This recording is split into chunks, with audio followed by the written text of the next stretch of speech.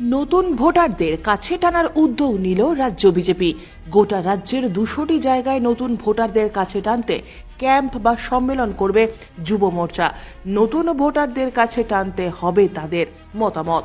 আগামী 25শে জানুয়ারি পশ্চিমবঙ্গের বেশ কয়েকটি যুব মোর্চার ক্যাম্প থেকে যুবকদের সঙ্গে সরাসরি কথা বলবেন প্রধানমন্ত্রী নরেন্দ্র মোদী।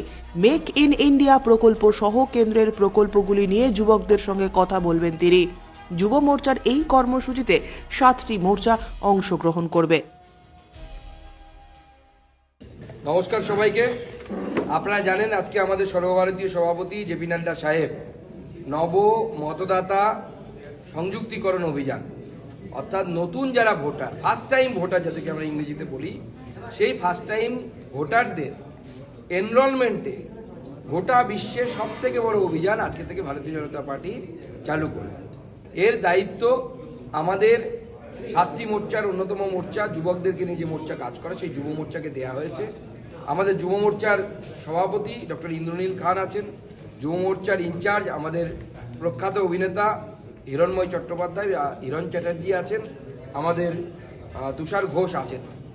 প্রায় 200টি জায়গায়, 294টি বিধানসভা মিলে 200টি জায়গায় আমরা এই নব মতদাতা বা নব ভোটার, সেই নব ভোটারদের সম্মেলন আমরা করব।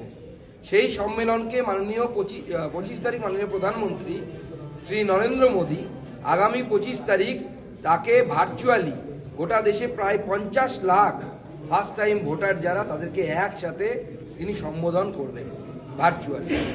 এবং আপনাদেরকে যথারীতি আমি বলেছি যে প্রত্যেক জায়গায় আমরা চেষ্টা করছি এনরোলমেন্টের জন্য প্রায় হাজার সংখ্যায় নব মতদাতা অর্থাৎ নতুন ভোটার, তাদেরকে আমরা সেখানে মাননীয় প্রধানমন্ত্রীর সাথে সরাসরি সংযুক্ত করা। এবং সেই জন্য আমরা বিভিন্ন কলেজ, ইউনিভার্সিটি এগুলোতে সম্পর্ক করব। বিধানসভা ভিত্তিক আমাদের বিভিন্ন অভিযান চলবে। আমি আমার যুব মোর্চার সভাপতিকে বলবো তাদের যুব মোর্চার নেতৃত্বে এই বিষয়টি যে চলবে তাকে সংক্ষিপ্তকারে আপনার সামনে রাখার জন্য। ধন্যবাদ। মাননীয় রাজ্য সভাপতি ডক্টর সুকান্ত মজুমদার মহাশয় আপনাদের প্রত্যেককে জানিয়ে দিয়েছেন এবং তার হাত দিয়ে এই কর্মসূচি পশ্চিমবঙ্গে আমরা শুভ সূচনা করছি আজ থেকেই। এবং এই কর্মসূচি কেন নব মতদাতা সম্মেলনের প্রতি ভারতীয় জনতা পার্টি এই কর্মসূচি নিচ্ছি আমরা, কারণ এর আগে এখন আপনারা ইন্ডিজোট দেখছেন, এর পূর্বে তার আরেকটা ছদ্মনাম ছিল ইউপিএ 1, কখনো ইউপিএ 2।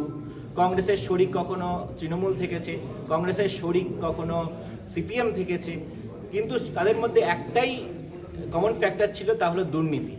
তাদের মধ্যে ছিল 2004 থেকে 2014 ভোটের আগে চলতো তুষ্টিকরণের রাজনীতি, কাস্ট ডিভিশনের অর্থাৎ ডিভাইসিভ রাজনীতি চলতো, কিভাবে দেশটাকে টুকরো টুকরো করা যায় সেইভাবে, যেমন এখনো আবার ভারত টোড়ো যাত্রা করেছে কংগ্রেস, তেমনি সেই টুকরো টুকরো করার ভারতবর্ষকে বিভিন্ন কাস্টে বিভিন্ন ধর্মে তারা এইভাবে করে, তারা টুকরো করে করে তারা নিজেদের জাস্ট আখের গুছাতো আর দুর্নীতি করতো।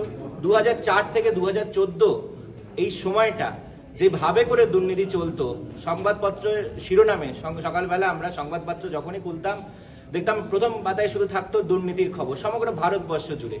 কখনো 2G স্ক্যাম, কখনো কোল স্ক্যাম, কখনো কমনওয়েলথ স্ক্যাম, কখনো আদার স্ক্যাম, মানে A to Z of scams করে গেছে এরা। সে কংগ্রেসের দোসর হয়ে কখনো তৃণমূল করেছে, কখনো সিপিএম ছিল, কিন্তু ইউপিএ 1, ইউপিএ 2 বা এখন যেমন বলে না, হ্যাঁ, ইন্ডি জোট, তা সেই ছদ্মবেশে আসে না, দুরাত্মা বিভিন্ন ছদ্মবেশে আসে, তেমনি কখন ইউপিএ 1, ইউপিএ 2, এখন আবার ইন্ডি জোট বলে একটা ছদ্মবেশ ধারণ করেছে। কিন্তু তাদের যে মূল লক্ষ্য ভারতবর্ষকে টুকরো করে কিভাবে নিজেদের আখের গুছিয়ে তারপর নিজেদের দুর্নীতি করে নিজেদের বিভিন্ন পরিবারের, এক একটা পরিবারতান্ত্রিক দল, তারা নিজেদের পরিবারের কথা ভেবে গেছে।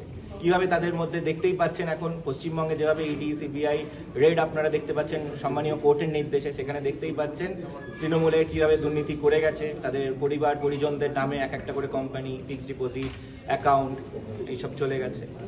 তো সেই জন্য এই যে পরিবেশ ছিল পুরো ভারতবর্ষ জুড়ে 2004 থেকে 2014, এটা আমরা দেখেছিলাম। আমরা যারা ফার্স্ট টাইম ভোটার্স ছিলাম ওই সময়, আমরা দেখেছিলাম 2014-তে অধিকাংশ মানুষ এখন যারা আমরা ফার্স্ট টাইম ভোটার্স ছিলাম আমরা দেখেছিলাম, এবং তাই জন্য আমরা তার থেকে পরিবর্তন চেয়েছিলাম। এবং সেই জন্য আজকে 2014 বলুন বা 2019-এ নরেন্দ্র মোদীজি যে সরকারে আসীন হয়েছেন, তার একটা মেন চালিকা শক্তি ছিল কিন্তু এই যুব শক্তি, অর্থাৎ ফার্স্ট টাইম ভোটার্স। বিশেষ করে তারা এই দুর্নীতি থেকে পরিত্রাণ চেয়েছিলেন এবং তারা বিকাশের কথা ভেবেছিলেন, ভারতবর্ষের উন্নয়নের কথা ভেবেছিলেন। এবং ভারতবর্ষের বিকাশ গত 10 বছরে যেভাবে সমগ্র ভারতবর্ষ দেখছে, এখন সংবাদপত্র খুললে যেভাবে আমাদের বন্দে ভারত এক্সপ্রেস সমগ্র ভারতবর্ষ ধরে ছুটে বেড়াচ্ছে, ভারত চাঁদের বুকে, চাঁদের মাটিতে আজকে চন্দ্রযান পৌঁছচ্ছে, সূর্যের চারিধারে ঘটছে, ভারত আজকে আত্মনির্ভর হয়ে নিজেদের সমস্ত ভারতবাসীকে বিনামূল্যে ভ্যাকসিন দিয়ে, করোনার ভ্যাকসিন দিয়েছেন, এবং ভারতবর্ষ থেকে বেরিয়ে আরও 80টির অধিক দেশে মেড ইন ইন্ডিয়া ভ্যাকসিন চলছে। তো ভারতবর্ষের যে উন্নতি, এই যে উন্নয়নের ধারা চলছে, তাতে আমাদের প্রধানমন্ত্রীজি সংকল্প নিয়েছেন যে 2047 অর্থাৎ স্বাধীনতার থেকে 100 বছর যখন আমরা হচ্ছে, ভারতবর্ষ যখন 100তম বছর হবে স্বাধীনতার, তার মধ্যে ভারতকে বিকশিত ভারত হিসাবে দেখতে চান। এবং সেই বিকশিত ভারতের প্লেস নেওয়ার জন্য আমরা ভারতীয় জনতা পার্টির বিভিন্ন কর্মসূচি আমরা নিয়েছি, এবং পশ্চিমবঙ্গ জুড়ে সম্মানীয় আমাদের ভারতীয় জনতা পার্টির সভাপতি মাননীয় ডক্টর সুকান্ত মজুমদারের নেতৃত্বে সমগ্র পশ্চিমবঙ্গ জুড়ে আমরা বিভিন্ন কর্মসূচি নিচ্ছি। কিন্তু বিশেষ করে নব মতদাতা, অর্থাৎ নব মতদাতা সম্মেলন এই জন্যই করা হচ্ছে কারণ ফার্স্ট টাইম ভোটার্স, তাদেরকে বিশেষ করে তাদের কথা ভেবে ভবিষ্যতে যে বিকশিত ভারত তাদের জন্যই করা হচ্ছে এবং বিকাশের যে ফলগুলো তারা দেখতে পাবেন, তাই তাদেরকে ভোটিং সম্পর্কে সচেতন করার জন্য আমরা এই নব মতদাতা, নমো নব মতদাতা সম্মেলন আগামী 25 তারিখ ন্যাশনাল ভোটার্স ডে উপলক্ষে পশ্চিমবঙ্গের 200টি অধিক স্থান সহ সমগ্র ভারত। ব্যুরো রিপোর্ট, উত্তরের প্রহরী।